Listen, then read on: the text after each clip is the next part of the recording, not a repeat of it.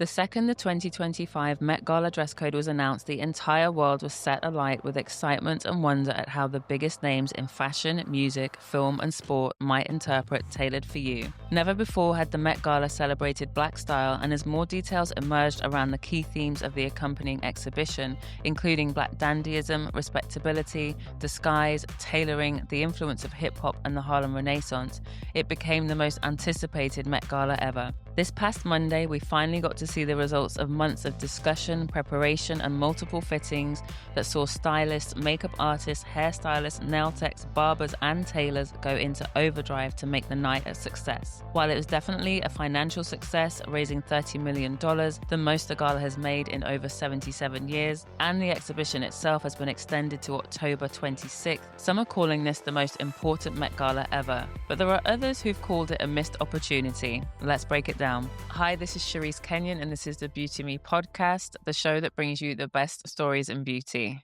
This is a Met Gala 2025 special because I don't think it's an event that should be breezed over. I know a lot of people are saying, can't wait for Cannes, which starts on Tuesday, but no, I want to stay in this moment because for me, there are many historical fashion moments, and it was the first time that the Met was honoring Black style. In this episode, I'll share a tiny little bit of history of the Met Gala itself, then look at the theme of the exhibition at the Costume Institute and break down the dress code and how it could have been interpreted on the night and how it was interpreted.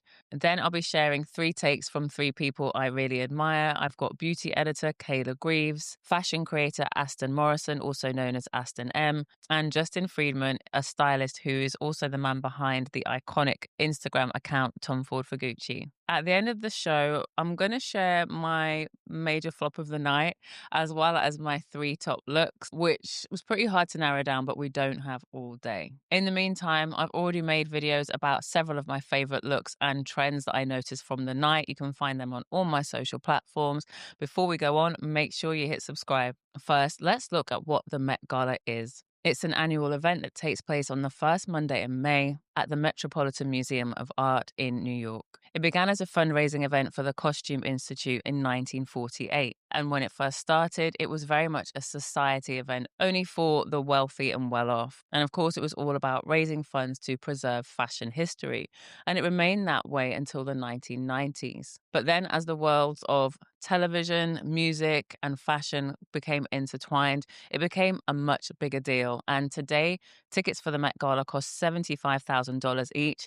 And even if you can afford a table, which comes in at $350,000, it doesn't mean that you get to invite who you want. That decision will always lie with Editor-in-Chief of American Vogue, Anna Wintour.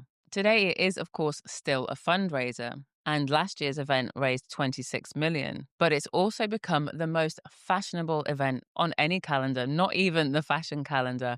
This is the event that everybody wants an invitation to and everybody wants their picture taken at. It's the biggest photo opportunity ever. What I love about this one is that it's easily become the most anticipated Met Gala ever, and that is because it's the first time it has focused on the impact of Black style and Black culture. And there is no bigger Black culture than Black American culture. Black American culture has influenced and impacted every corner of the world. Fashion, food, art, architecture, music have all been inspired. But at the same time, that culture has been honed by other cultures, including but not limited to the African continent, the Caribbean, and Latin America. We'll get into how this array of influences might show up at the exhibition and how it could have shown up at the gala, but I don't think there was much international flavor. There was a little bit, though. We'll definitely get into that. Okay, so let's look at the dress code and the theme, which always seem to get confused each year. And that's because some years the exhibition theme is the same as the dress code. The theme of the Costume Institute's Spring 2025 exhibition was announced in October last year as Superfine Tailoring Black Style, but we had to wait until this February to find out what the dress code was, which meant that we had several months to really think about how this theme could be interpreted. In recent years, they've made the theme and the dress code the same thing. So, for instance, in 2015, The theme of the Costume Institute's exhibition was China Through the Looking Glass, and the dress code was the same. But in 2018, the exhibition theme was Heavenly Bodies, Fashion and the Catholic Imagination, but the dress code was Sunday best, so it was much more loose and easier to interpret. It was also one of my favorite years because Rihanna arrived as the Pope, and of course, there is a new Pope right now. This year's exhibition was largely inspired by guest curator Monica L. Miller's book, Slaves to Fashion, Black Dandyism and the Styling of Black Diasporic Identity, but the dress code was very simple in comparison, tailored for you. This made things a lot easier to interpret, and an easy option was offered in the form of menswear. But I just want to dive into Monica's book a little bit here because it's such a good read. If you love fashion, if you love history, it's so worth reading. But even if you didn't have time to read the book, the title itself really hints at a world of inspiration for us. If we break it down, the title begins with Slaves to Fashion, which is Miller telling us that this is a book that begins with slavery and how fashion became a way for slaves, as well as everybody else, to find a new way of expressing themselves and to show up in the world. Of course, those three words are also a play on the concept of being a slave to fashion, something that even speaks to where the world is today, where the fashion industry is today in 2025, even though the book was published in 2009. Next, we have the words Black Dandyism, which is a huge concept in itself. I think Monica should probably write a follow-up book just on this. In her book, Monica breaks down the first iterations of the Black Dandy and tells us that they were often former slaves or slaves associated with esteemed houses who often dressed in a European fashion. Sometimes it would be the owners of the slaves who liked to dress them up because it would show off their status. But as the book takes us towards the 1920s, Miller begins to discuss a new type of Black dandy who is more self-aware and intentional. She writes that the dandy is a figure with European, African, and American origins, and notes that some believe that the early iterations of the dandy were performative and concerned with imitating white Western behaviors and style. But in the 20th century, it became, in Miller's words, quote, a visible sign of the Black imaginary, a kind of freedom dream. This modern dandy displayed a knowingness about representation, whereas the earlier dandies were dressing as if to fit in. Suffice to say, the Black dandy does not begin and end there. We have so many modern iterations of the Black dandy, from Farnsworth Bentley and Andre 3000 to Wisdom K, perhaps our most recent iteration of the Black dandy, an amazing fashion creator who absolutely should have been invited this Monday. I don't know what happened there, but he's definitely the Black dandy of today. Finally, Miller's book title includes the words styling of Black diasporic identity, and it's those words that I was most keen to see elaborated on Monday night. The word diaspora itself means a group of people who have been spread or dispersed. And when it comes to Black culture, that diaspora can mean the Black diaspora, the so-called Great Migration of over 6 million African Americans who moved from the rural South to the urban Northeast, Midwest, and West between 1910 and 1970, and changed the course of American history. Or it can apply to the African diaspora, which refers to a collection of communities descended from people from Africa. The book title alone tells us that the dress code of the Met Gala could have taken us from the American South to the Democratic Republic of the Congo in Central Africa, or even to the Windrush generation that arrived to the UK from the Caribbean between 1948 and 1973. Now, to get all that just from the title, imagine what you might get from the book itself. I don't feel, after reading the book, that much of the impact of Miller's work was seen on Monday night. I don't feel that we really saw the zoot suits, the influence of the sapeurs from the Congo. I don't feel that we saw those flamboyant, gender-blurring identities such as Little Richard, Bootsy Collins, the Isley Brothers, and Prince. I mean, if ever there was a dandy, wouldn't it be Prince? But despite me being upset that I didn't see my personal favorites, I saw so much to love on Monday night, and I don't quite understand the response of underwhelmed from some people that I've seen online. I don't see how you can be underwhelmed, maybe on an individual basis, but overall, I don't see a sense of underwhelm. For me, it was an amazing night to see Black designers such as Sergio Hudson, Jerry Lorenzo of Fear of God, Grace Wells Bonner, Bianca Saunders, Oswald Boateng, Who Decides War, Hanifa, and more, giving us beautiful, thoughtful moments that will, for me, go down in fashion history. And we also saw some great moments from designers such as Zach Posen, who dressed Laura Harrier in Gap Studio, and creative director at Boss, Marco Falcioni, dressing Kaby Lamy.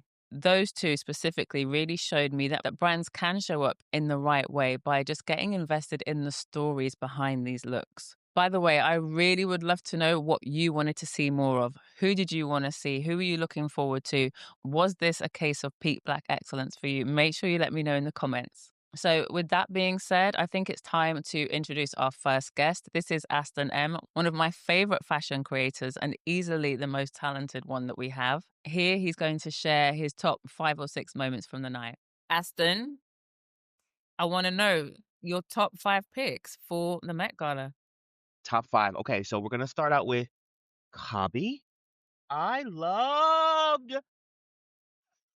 I loved his look so much because I feel like it felt like it was dandyism, but like what's Gene Kelly? Is that the right? And Fred Astaire, that type of era of like trench coats and like the suiting the way it fell on him. Do you know what I mean? Like very like Seen in the rain, 1920. I loved it glamour. so much. I loved it so much, but in black with the hat and like it was just it was like what's his name? Uh uh in New York. What's the guy that sings the theme for the New York theme song? Oh, Frank Frank Sinatra. Sinatra. That. It was very much that in that lane. Love that. Loved it. And the time the I call them stopwatches. Pocket watches. The pocket watches also felt like a time ode to like time passing Yeah. in my mind and like how dandyism and things like that. Loved it. I loved it. Loved it. Zendaya was another one. Okay. I Here's the thing about Zendaya. A lot of people were saying, well, if it was in Law's hands, it should have been more complex, right? But I think the simplicity is why it was so good to me. Like if you think about if Bianca Jagger wore that suit at her wedding, right? That means it had to be that good to wear at a wedding. So that tailoring, that was enough. Like it was white, the color palette was kind of missing from the night. Mhm. Yeah. Mhm. But that white, it was phenomenal. Phenomenal, phenomenal, phenomenal. Jody. Okay. Jody was a surprise for me. Like I feel like Jody was gonna come in. I expected Jody to come in very like sexy Yeah. sometimes, you She might know? have gone more of the 1920s route, actually. Yeah. A Yeah. dress, because she always looks hot. Yes. But Feels instead, very it's sex siren changed to her me. shape. It was the illusion, and from that to come from Burberry, it felt very like couture, with the leather and the way it fit. And people, I think, also underestimate the fitting of leather. Like that is not easy to get leather Leather. to fit And like was it that. the train leather? Yeah, No. How? crackled. It was phenomenal. The color, it was phenomenal. Keith Powers. You know what it was about Keith Powers again? And here's also a segue into this, right? Keith Powers' look it felt very authentic to him, like who he was. It just felt like he was in a really great looking outfit. But what I think I saw it this morning. People were kept saying like it was black dandyism. What were you guys missing?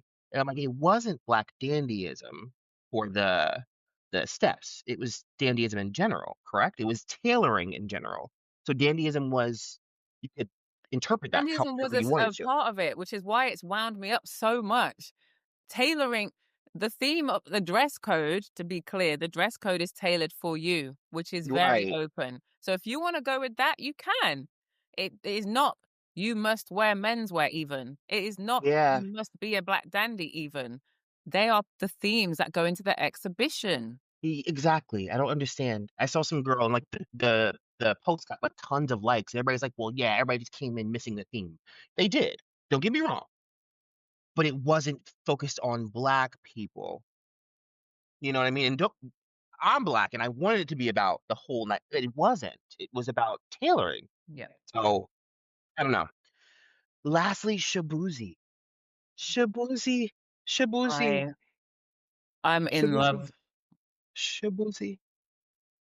I'm And it's not even crazy intricate. There's Yeah, something about this man showing his shape through beading and color, yeah, and just one color, that beautiful jade against the black, and then his yeah. matching teeth. Yeah, and that wood. Somebody says more. The effect. Somebody told me on TikTok. It's moire. The moire effect on his suit. The wood. I It's think that's the moire. fabric, yeah. I never know how to pronounce it. But Yes, that's it. I was like, that is so cool. So now I know what it is. It's not a wood effect. It's moire. So it was. Oh my God. Robert Woon just gets it. You know what I mean? Like he rarely beautiful. misses to me. So It's like yeah, but jewelry for his body. It reminded me of those right. necklaces that Dior used to do that would come up here, but instead it was on his torso. I mentioned it had African. It felt like it had African roots to it. Like I think it's a Maasai necklace, right? Or like it goes Yeah, around. yeah, and that's what Dior called the necklaces back then. So it wasn't said. I've been looking at like for the notes of like what his look was inspired by. It wasn't said, but it felt very maybe Nigerian. You know what I mean? Yeah. I need to And know more. I get all the criticism and I yeah, agree with the criticism, but I also happen to think there were some beautiful moments. So I'm not willing yeah, to discount them. I'm not. yeah. There was some the guys came through for me. A lot For of them came real. through for me. Most of them, which was I love different this year. Brian, what's his name? Brian Tyree. Brian Tyree Henry. I was like, oh my, you know, I can look at Aston. You know I love that man. Well, I think I love him now because Yeah. I was like, I love how comfortable you are. You're wearing boots. Like I think that was what made it really great. Like he could have done a shoe with like the throw on. He did a boot and it felt regal, like royal guard type. You know what I mean? Loved it so much. But yeah, if I had to, oh, narrow it down. There's so many others I want to talk about, but like I'm gonna let you that's pick good. one more. I'm gonna let you pick One one more. more. I'm gonna round it out with Tiana for me because it set the tone. So like everybody that came after you were going, okay, well, and that's always hard. You never want to go first because you're like, No, she did. She was like, I'm going first, and you're it gonna was fab. remember. It was fab. It felt like she needed a horse. Do you know what I mean? It felt like I don't know what nobility that would be, but it felt like that. Something about that throw on she had and the way it was shaped. It felt Sitting like side Prince. saddle. Yeah. Very king like. A queen, very king like. Thank you. And you know why I love her for that? Because in the Yeah. Vogue YouTube video, I love that she was like, the minute I saw the theme, I'm not a dress girl. Uh-uh. I'm a suit girl. And I was like, I love Yeah. that you just saying that because I feel like that's often set her apart. Yeah. And a lot of people don't get it. Do you know what I mean? Yeah. It was like she just went Tomboyishness. fully into it. Yeah. That's why I love her. I love her so much. I love her style. And I feel like I resonate with her style. I find I take notes from her just because it is so gender bending sometimes. You know what I mean? Absolutely. I can pull the way she pulls. So fabulous. I love her so much. Loved it. So, who do you feel perhaps didn't get as much love as they should have, or who's been underrated since Monday night? I said one, but I have two. Is that okay? Yes. Okay. Okay. So the first one I'm gonna start out with was Danielle Deadweiler. She was dressed in Who Decides War.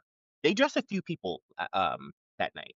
And I don't know. I think there was I don't want to say hood couture, but something about Who Decides War, the way they work with material. It's very like Mhm. gritty, like they do like bomber jackets, all that type of stuff. Something about it felt very somebody said she looked like she stole the cotton gin. Oh, But the picture again. in my mind, it because of the it looked cottony. I think there was something to take there. Um, yeah, I loved it so much, and nobody was talking about it. I've seen no Not one really. talk about her. Mm-mm. I don't know. Only thing I could say is the hair was a little like it could have been something. I feel like it's just like there, like it felt like a fitting. Yeah, You know what it's I mean? very just there, and it's Hmm. very almost like a wet look kind of wig. Maybe Um, like the braids were just like which there, and I'm just braids, like, micro braids. It might have been braids, Yes, it is. but it's Yes. just like, the styling could have been. Intricate, like some woven Yeah, updo to really, yeah, or something high, yeah, know? pull her up. I don't know. I don't know. But yes, that and Justice Smith. He was in that yolky or that buttery yellow with the polka dot sleeve. Very Prince. Very Prince. Somebody came through. Alton, Alton and Justice were the only two that gave me a Prince Yeah, attitude. yeah. So that was the brilliant Aston M. Make sure you're following him everywhere. He's on TikTok, Instagram, and YouTube. I'll share his links in the show notes for you. I definitely agreed with him on Tayana's look. I actually made a separate video all about Tayana because I just loved how we got to see both Tayana and Ruth E. Carter on Vogue's YouTube channel, just sharing their inspirations. They both shared their links to Harlem. Of course, Tayana was born there. She's even got a song called Rose in Harlem. And for Ruth, her connection for Harlem came through when she began working with Spike Lee on his second film, School Days. I also love how Ruth brought up the concept of a rose that grows through concrete as someone who kind of just defeats all odds. And I just love that there was a real story there. I love how that story came through in the details. The pleats of Tayana's cape were there to replicate how petals unfold. We had these tiny rosebud buttons and a tiny little buzzing bee, all completed with Tayana's ruby red do-rag, which I felt just lended this a hint of masculinity. She's always said that she's not a dress girl. So I feel like she not only honored the theme, but she honored it in a way that was true to herself. And I don't think you can beat that. Next, we're going to dive into some beauty because I have to say the hair, makeup, and nail teams really came through this year. And again, that's why I wanted to do this special. I want this moment to live on a little bit longer. One of my favorite looks was Lupita N'Yongo's eyebrows, and I didn't notice them on the night. I was too transfixed by her skin, I can't lie. But the day after, I realized that her makeup artist, Nick Burrows, had created these black bejeweled eyebrows, very dark, very sparkly. He also created them for Lupita's brother. And he said that the inspiration was direct from Lupita was about Little Richard, but then he added a little bit of David Bowie and Prince, and this was the result. I love how they catch the light, and it's kind of understated in a way, but just very fabulous. Now we're really going to dive into some beauty moments with beauty editor Kayla Greaves. She is going to share some facts as well as her favorite looks from the night. I'm starting with Jodie Turner-Smith. Why? Tell me. I mean, she looked amazing. She was channeling an equestrian, a black equestrian. I loved her mix of the burgundy against her skin tone. But Yeah. what was it for you? I mean, first of all, I love that it was a monochrome look from head to toe. I personally just love a monochrome. I think it looks really nice in uniform. And of course, a uniform look is perfect for the dandy theme as well, right? But it was subtle. It wasn't in a way that was kind of like very loud or, I guess like color blocky-esque, but in a monochrome way. It was very, very subtle. So, she wore Burberry, I believe, to create this custom gown for her. Like you said, it was reminiscent of an equestrian. And she worked with Ursula Stephen with Wee Dad to kind of create these like beautiful finger waves. And even though she had on a hat, you could still kind of see the finger wave through there. It was tilted to the side. I thought it was very beautiful. And then she worked with House Labs and Chica Daily to create this like beautiful like burgundy lip, really beautiful cheek, which I thought all went really gorgeously with her skin tone. So I thought that she looked perfect. She looked dewy. She looked fantastic to me. I think she hit the theme dead on. And I think the colors just work so well with her. So It was a look who's of art. next? Who's next? All right. So Quinta B. I think Quinta Bronson looked fantastic. She has short hair, and I think sometimes people think that when you have short hair that you're limited in terms of what you can do, but there's so many cute styles that you can do with short hair.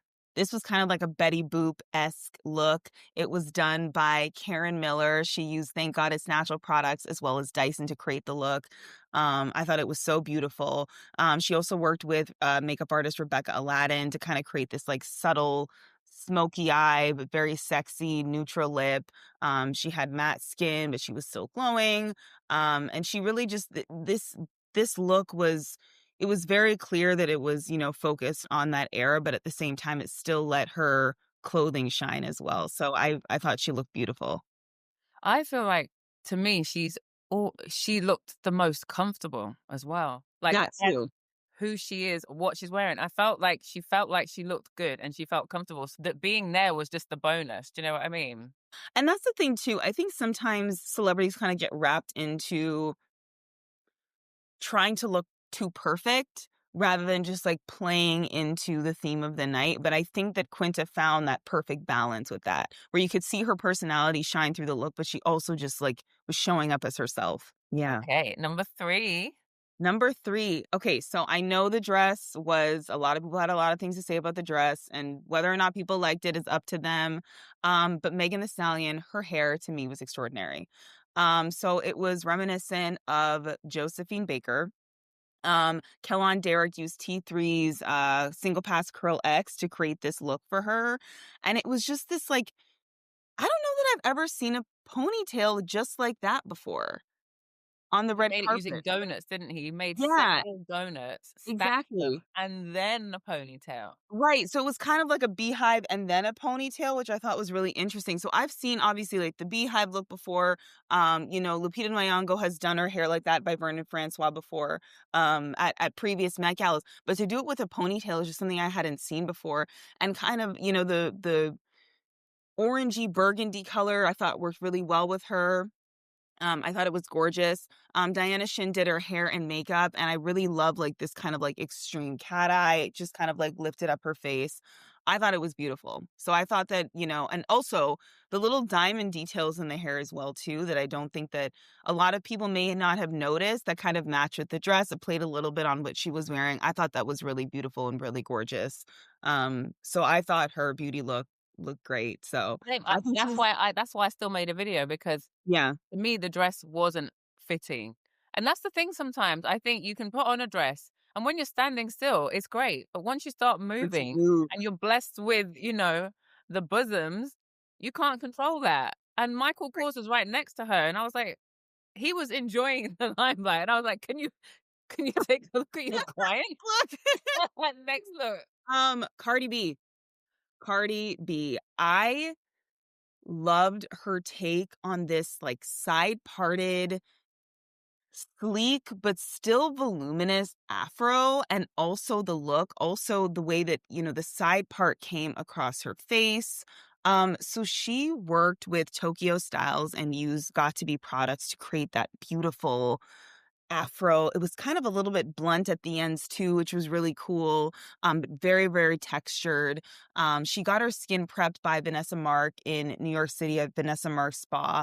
And then she worked with her longtime makeup artist, Erica LaPearl, who actually used a lot of drugstore products to get her ready, which I thought was really interesting. So she used Aquaphor, everything from like the healing stick balm to the healing ointment to kind of prep her skin. So very, very true to Cardi's roots, honestly, because she's just such like, a typical normal girl Right. from the Bronx.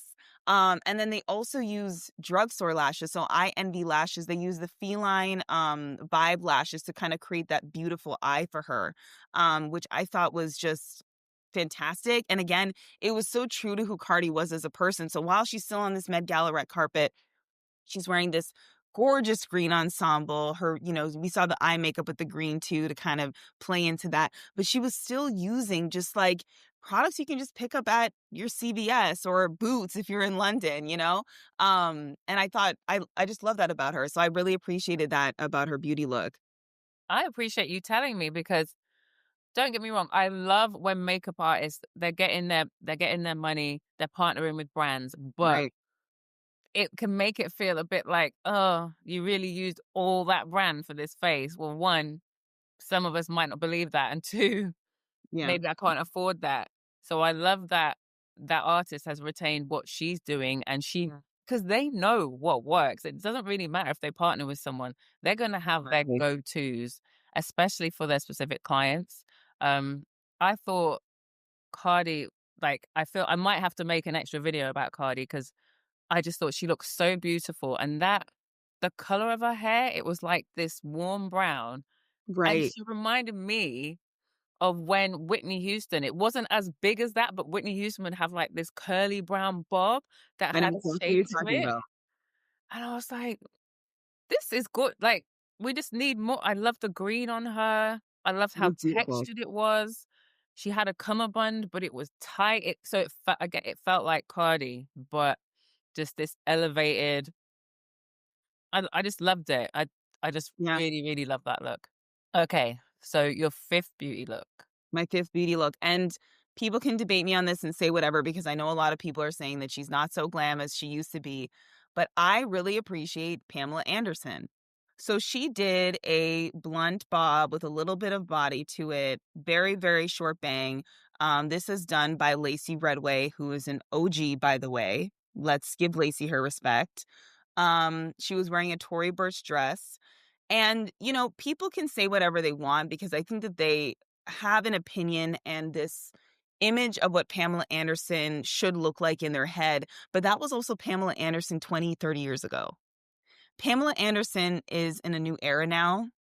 She's older now. She's different now. And she's made it very clear that she's not interested in doing certain things anymore. She's not this bombshell sex kitten person that she used to be. And she's coming into a new era. And she is, she said before she doesn't want to be called brave for, wearing little to no makeup or doing a little bit less glam than she is. She's just in a new era of her life. And I think for her to step into that and to step onto a carpet like the Met Gala, knowing that she's going to be critiqued and just showing up fully as who she is right now, I appreciate that. Especially for women who are above the age of 50, who sometimes feel like they've been made to be invisible. She's showing up looking like how these women look at this stage of their life and saying, you know what, this is what beauty looks like to me. So it doesn't need to be this big, glitzy, glammy moment. Sometimes it can just be a simple bob with a bang that you've never done before, because you just want to try something new. Sometimes you don't wear a lot of makeup. You just kind of do your eyebrows, maybe put on a little bit of cream on your skin and a little bit of lipstick. And that's how you feel your best. And that's how you want to show up that day. So while it may not be the typical extravagant Met Gala look that people are waiting for or want, or maybe it's not, the look that she's had for all of these years that we really knew her, when she was kind of in her Baywatch day, or, when she was doing Playboy and all of this kind of stuff and married to Tommy Lee. This is Pamela Anderson now. This is the Pamela Anderson of 2025. And I love the fact that she shows up as exactly who she is in this moment on these red carpets, despite what everybody has to say, calling her whatever they want to call her. This is who she is now. And so I appreciate her showing up as her whole self. And that's why she's part of my top 5. Okay, Kayla. That's why she's part of the top. We can't sit here, and tell women that they need to look like XYZ, or tell them that they look like whatever. You decide how you want to look, right? That's what the power of beauty is. You decide what makes you feel your best and what makes you feel whole in this moment. And if that's how she felt, and that's how she felt good, and that's how she felt like showing up, then we should have appreciation of that, regardless of the beauty standards that we want to project onto her, right? It's her decision how she wants to look and how she wants to show up these days. So I love it. So that was the gorgeous Kayla Greaves. Make sure you go follow her on Instagram immediately. Her link will be in the show notes for you. Before we move on, I wanted to share 2 of my favorite nail moments. First of all, it was Yara Shahidi wearing Fear of God. What captures this year's Met for me is actually a Baldwin quote from Giovanni's Room. It says, "Be wise, be chic." That is the goal this year. Be wise, be chic. Oh, I loved how she had these chrome copper nails designed by Mo Chin. And it was like the tips were chrome copper, but the tips actually came quite far down the nail bed. So they were very just impactful, kind of simple, but really impactful. And when they were teamed with her David Webb rings, her hands were just a work of art, the perfect finishing touch to what was a very simple classic look. And speaking of classic looks, my second nail look that I loved was actually worn by the Fear of God designer, Jerry Lorenzo himself. His nails were clean and crisp. I really want them. They were silver and gold chrome, so almost mirror-like. For me, they were beyond masculine, feminine. They just looked very clean and, again, the perfect complement to his look. I feel everybody that Fear of God dressed, to be honest, was probably the most chic and comfortable on the night. And I don't think there's anything wrong with that. In fact, on his personal Instagram stories, Jerry Lorenzo shared somebody had reposted a quote of his, and it read, "If you look like you're trying too hard or trying to be what you're not, you don't look as sophisticated as someone who is comfortable." And I love that because we can put on all the airs and graces, we can put on all of the bling and over the top shapes, but if we don't feel comfortable, it shows. Do you know what I mean? I'm sure you might have seen some people looking awkward on the blue carpet on Monday night. And actually, sticking with Fear of God, we're going to dive into my final interview because Justin Friedman, who is a creative director and stylist, actually will bring up Fear of God as one of his favorite looks on the night. So let's get into Justin's looks. Do you think you can give me 5 looks? Can you talk me through your 5 looks? I can actually. There were actually quite a few looks that I ended up really liking. And I will be honest, I went into the Met. I'm an old school kind of guy. Like, I kind of miss when it was more about fashion, less about costume and couture. But I did go into this one a little bit trepidatious about how people would process the inspiration, which was, fashioning Black dandyism and so on and so forth. But I did actually wind up liking a lot of looks. It was actually harder to narrow down to 5 than I thought it would be. The first one that I absolutely loved, I loved Madonna and Tom Ford by Hyder Ackerman. That was a shock also. I was not expecting to see her. It's been quite some time since she was at the Met.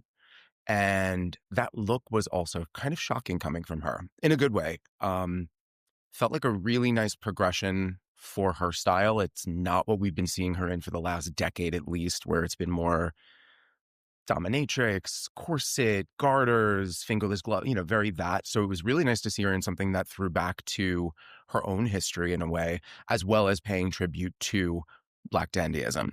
And the look was fab. I mean, a kind of barely pearl gray satin tuxedo with cummerbund, with corsage. Like, that's, simple but mega in a way.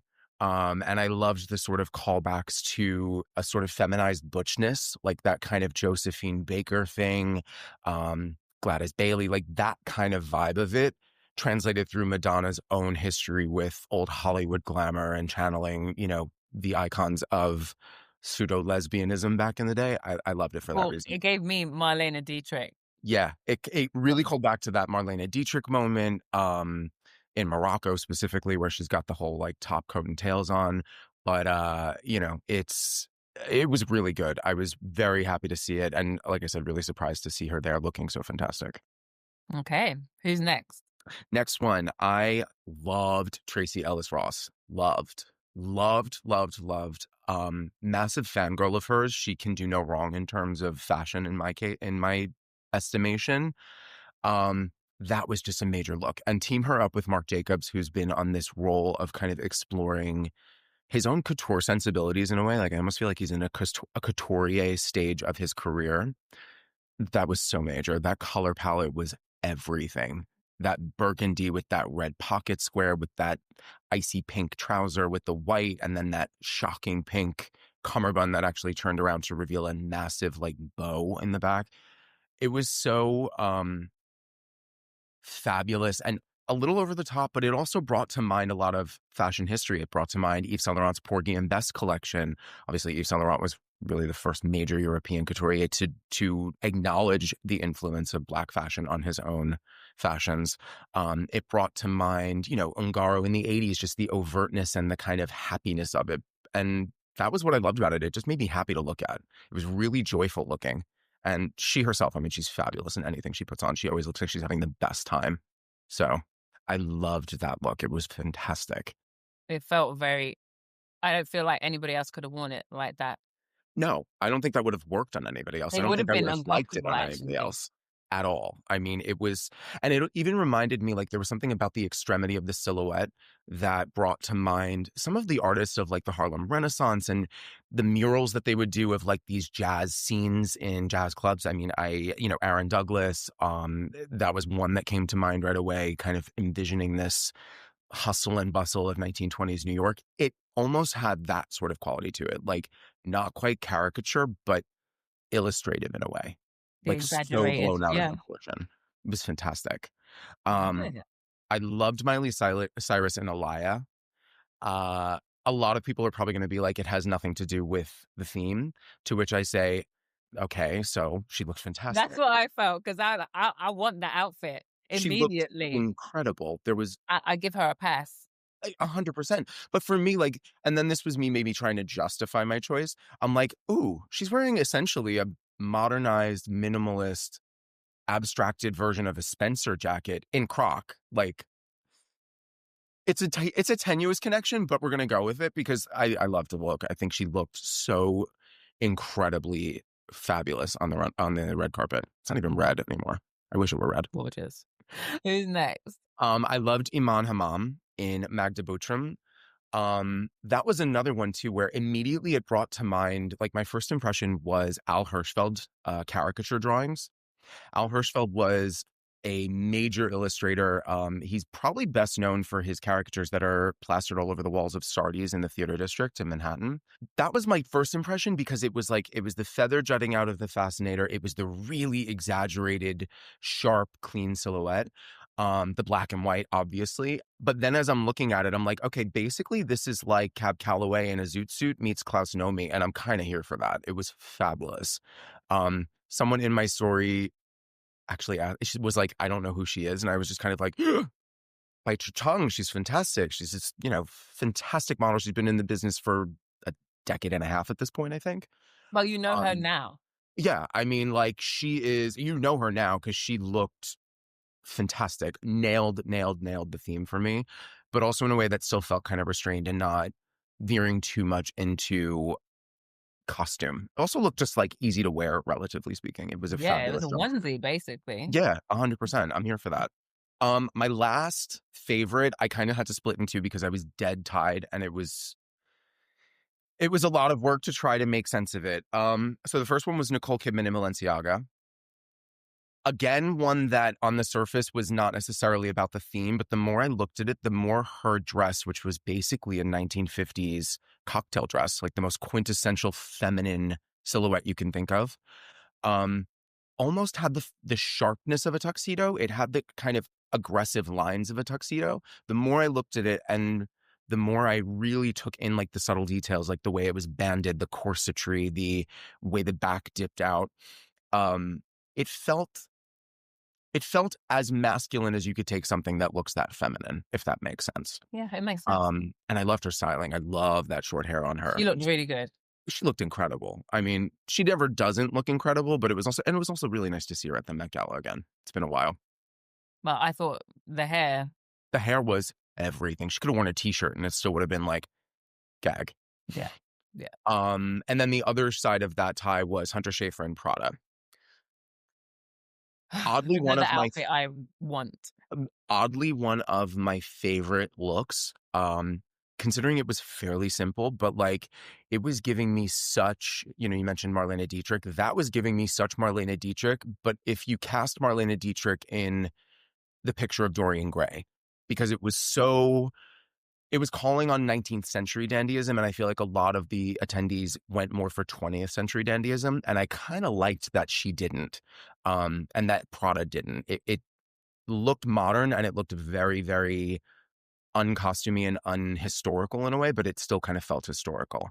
And again, going into that like butch femininity, I don't know. I was very here for that the other night. It really worked for me. I wanted the outfit straight up. I was just like, it was white tie, the white shirt, the white gloves, the white beret, but with the black. Mm-hmm. It was sexy. Like, it was really it was sexy, but it was strong, and it was just, she stood out. Yeah, she did. And there's something about maybe like reining it in that actually makes you stand out these days. She looked gorgeous. I mean, wouldn't change a thing about it.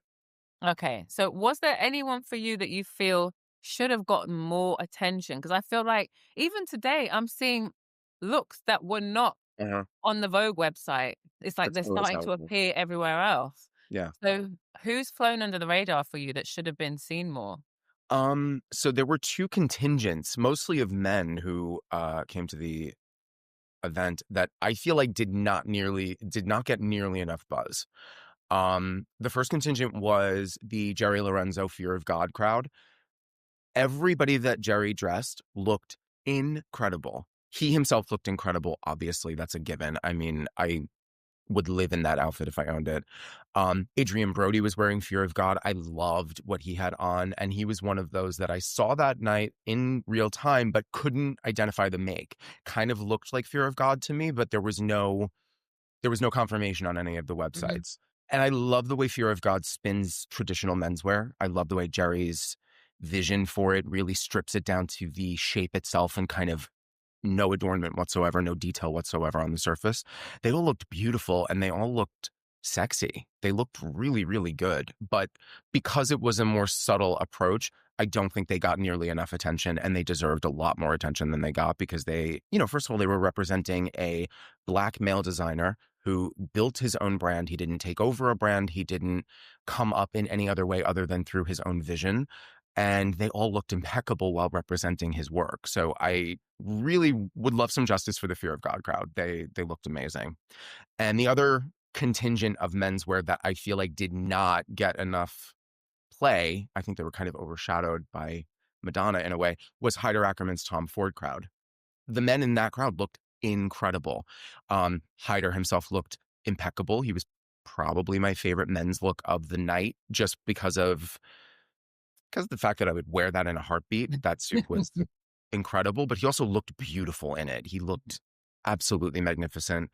I almost felt badly for him in a way because as the designer with the celebrity who's your guest, inevitably you're going to be overshadowed. I don't think there's ever been a case where the designer looks more significant than the celebrity they're dressing, but he really looked fabulous.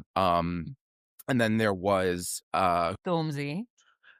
Yes, who I loved. I loved that look on the runway, that kind of open white shirt with the undershirt with the kind of lapel / untied bow tie with the corsage. It was so, again, sexy. Like it was just. I told my husband, get that. Because a lot of men try to do the undone look. Like I've been out all night, the tie's undone. But And that it was never looks so good. fitted and sharp that it was like, that was the look. It wasn't that he'd left a jacket behind. That was the look. Exactly. It was more intentional, I think, than when guys just go for like the untied bow tie. Yeah. And the thing with that I always hate is that if you untie your bow tie and it is this kind of like decadent moment of undress, your bow tie would have creases in it. They never have creases in it. They never get that right. But then again, if you have a creased up bow tie like hanging from your neck, it's just going to look sad. So there's really no way to make that work easily, unfortunately. And Jean Baptiste as well in Tom Ford looked. That was my favorite look on the runway of the menswear back in March when it showed. That was a look that was shown on Scott Barnhill. 10 out of 10. Wouldn't have changed a thing. He looked beautiful in it. All those guys, I feel like, really did look incredible, but those are not the looks that people are going to be talking about a month from now, 3 months from now, a year from now, unfortunately, because they all looked magnificent. But YouTube exists forever, and you've said it, so. YouTube exists forever. Thank God. It's well-deserved, but they looked so good. Like, I would wear every single one of their looks tomorrow if it was handed to me. And I would wear it over and over and over again. It was that good. So that was the lovely Justin Friedman, who is also the creator of one of my favorite archive accounts on Instagram, @TomFordForGucci. Again, I'll leave links to his socials in the show notes for you. Now, before I move on to my top 3 looks from the night, I'm going to share with you my one flop, because I don't mean flop that it was terrible. It's just, when you're just looking forward to someone doing so well, like that one person that's really going to smash the Met Gala. For many, that's probably Rihanna, but for me, it was A$AP Rocky. Now, A$AP is someone, we've seen him with bejewelled grills. He's been painting his nails for years. He loves to do his hair. So recently he appeared on the Run Through with Vogue podcast because, of course, he was part of the Met Gala. He was part of that amazing American Vogue Met Gala shoot. He had a gorgeous cover. My favorite cover. I could not stand the Pharrell one. I didn't like it at all. I liked Lewis Hamilton's one. I would have preferred color. Coleman Domingo's by IK Uday. Loved that too. Loved all the colors. But there was a simplicity to A$AP's one, the green jacket and the green curtain. Gorgeous. So I was already envisioning what he might wear on Monday night. I fully knew I wanted him to wear pearls and a cape. So he went on the Run Through with Vogue podcast, and he was saying he wanted to be the man that would inspire other men to be daring. He said he never understood who decided why women dress this way and men dress that way. And I was really intrigued by that. I was like, because no one really says that out loud. And so I started to think, what's he going to wear? Then he started talking about wearing pearls and kilts and referencing the Moors. So I was like, okay, we're going to see some embellishment perhaps. But what did he turn up wearing on the night? He wore a parka jacket, to keep yourself dry. And yes, it was raining, but he looked as if he was about to pick the kids up. And I think he's explained it as the parka being a New York essential. There's so many other New York essentials he could have picked. I'm sorry. I mean, New York, there's the sportswear, athletics, there's the Harlem factor. ASAP said in that same interview that Harlem is the best dressed neighborhood in the world. So why didn't he turn out for Harlem? No. Disappointed doesn't cover it. I do appreciate his beautiful nails. It was a glossy manicure with these tiny pearls and jewels by Kim Chuong. I loved his grills. He has a permanent grill. And of course, his hair was great. And I really liked his after party look. But the blue carpet look was not for me. Okay, so let's end on a high. I'm going to give you my top 3. First of all, it's going to be Teyana Taylor. You might have heard her name way too many times already today, but I just think she hit the brief. She was the king and the queen of the Met Gala, like Gaston said. And I appreciated the thoughtfulness and the intricacy of her look, and particularly that David Yurman diamond collar. I would love something like that in my life. I also loved the makeup by Yaka Glow using Bobbi Brown. Teyana just looked gorgeous and sculpted. Next, there was something so beautiful and whimsical about Laura Harrier, who was dressed by Zach Posen in Gap Studio. For me, this was so poetic. She was playing a role for me, this very romantic character. And apparently the look was inspired by the likes of writers such as James Baldwin, Beau Brummel, and Oscar Wilde, as well as poet Charles Baudelaire and composer Duke Ellington. And the result is just, you can see her sitting at a desk writing a story. Perhaps she's writing to her family back home. Perhaps she's just found out she's a princess. I don't know. It's just so romantic. And it was absolutely highlighted by the glowing makeup by Harold James and these wavy kind of beach waves that were created by Irenelle de Leon. Finally, it's all about Tessa Thompson for me. I love the cutout in the back of this Prabal Gurung dress, which was styled by Wayman and Micah. I love the sculptural shape of her wavy bob by Jawara. It feels like she's giving me a specific character. But most of all, I love how she paid tribute to the man who should have been there, perhaps our most perfect dandy ever, Andre Leon Talley. The sad part is we didn't actually see the fan until later on in the evening, and when somebody online had zoomed in. And on the back of this fan, we of course see Andre Leon Talley, and this fan was created by Chris Watts. It's actually part of a series of his that he's been doing for over 10 years called the Memento series, and it's a collection of church fans that pay tribute to iconic African Americans. And I just think it is the most perfect, respectful way to really pay tribute to someone who honestly should have been there on the night. I wish Andre had been at the top of those stairs, talking to Zendaya, asking Doechii what is up with that Louis Vuitton 3D tattoo, because that's what everybody's talking about right now. What does that mean? I just think I miss him so much, and I'm so glad that people did turn up for him. I really hope that you enjoyed this episode. I tried to pack in as much as possible for you with my guest. Let me know, who did we miss? Because I know you're going to tell me who we missed out. Let me know who you loved on the night. Was this peak Black excellence for you? Was this the quintessential example of what tailoring can be?